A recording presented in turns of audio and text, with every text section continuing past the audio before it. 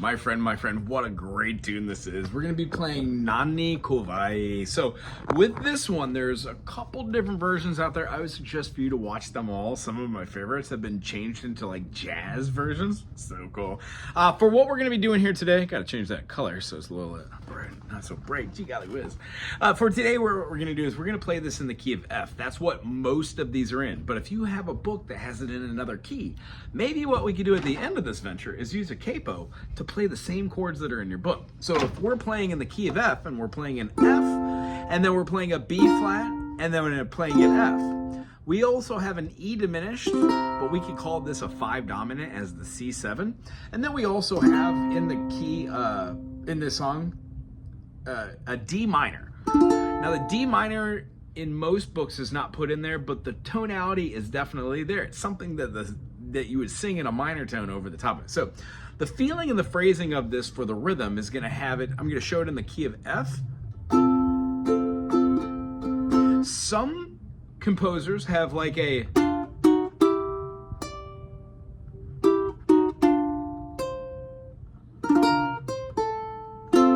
which goes from our F major to our C to our B flat to our F. So it's a 1-5-4-1.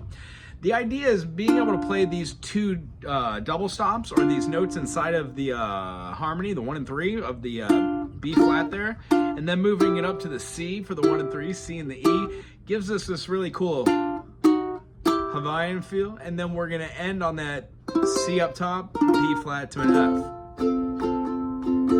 Down, down, up, down, up, down, up, down. We're gonna have the chords of F major and then play the D sharp, so we have a moving tone. Aloha, aoi, to the B flat.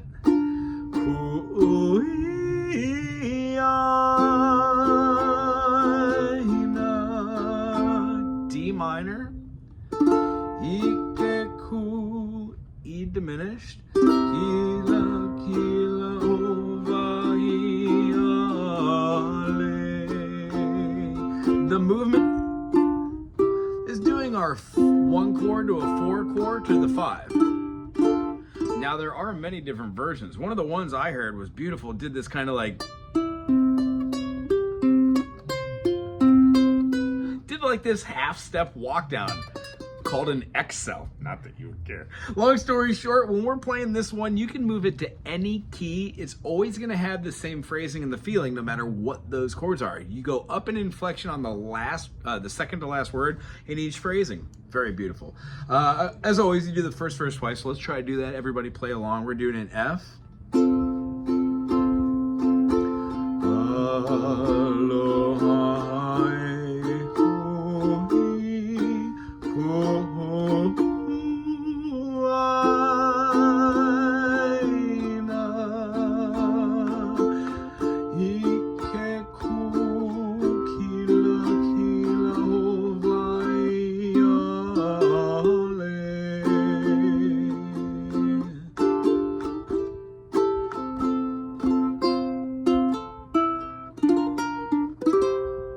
So, if you're playing from a book and it doesn't have this in the key of F major, and what you want to do is see the chords in front of you, but still be able to play with all the songs that are on your music service provider, whatever that may be, you can take a capo and move up. Now, since this one's an F, here's how we do it.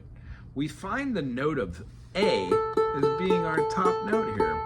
When we move our A to an A sharp or a B flat, B, C, C sharp, D, D sharp, E, F, we find ourselves playing this top note.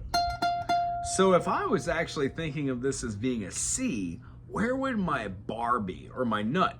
And the idea is it would be a minor third away.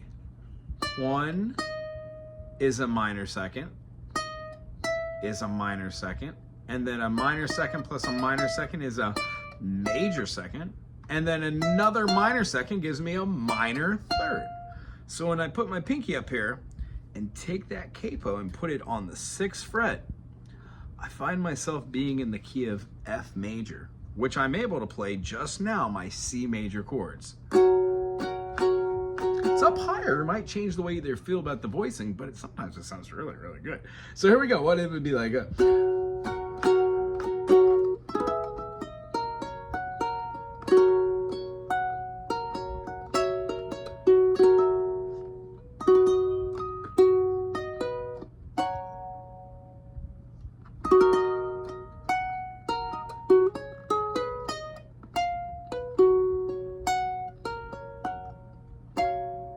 we would have a C major to a C7 to an F major, back to our C. Here's our A minor, G7, then to a C.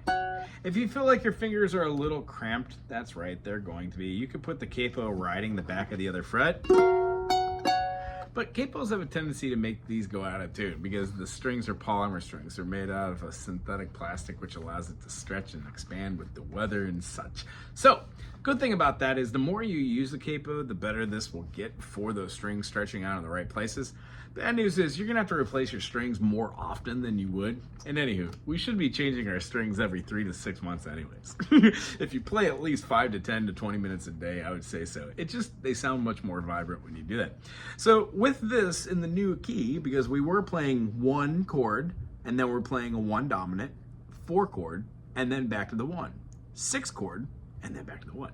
Well here, our C is the 1. Then when we go to our 1 dominant, it's a C7. When we play the F major, that's our 4 chord, and then we're going back to the 1. Our 6 chord is the A minor, and then our G7 is the diminished. It goes right back to the 1. So the feeling of this is the same no matter what key you're playing in. I hope that helps you. And then as far as the phrasing, first time we go through, we have the aloha, oe, oe, what is it? Aloha, e, oe, a, I, ku'u, aina. Ai ike ku kila kila o vai ale ale. Skipping down, I think, to another verse. How about the second to last verse? Ho o oni oni iki I oho anana oe. So at the end of that phrasing, when we have like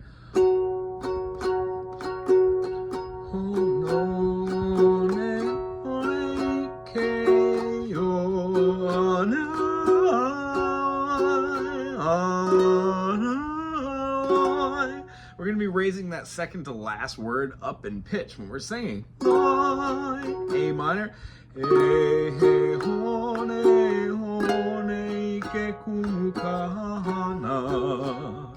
When going through these chords, if you just go slow in the beginning and move these fingerings, you will remember, even though you're playing with the capo up the fret, these are the same basic 7 to 14 chords that we learned down here. If you had a great time today, as I did, put a thumbs up, put something cool in the comment section, and we will see you for our next adventure. Aloha.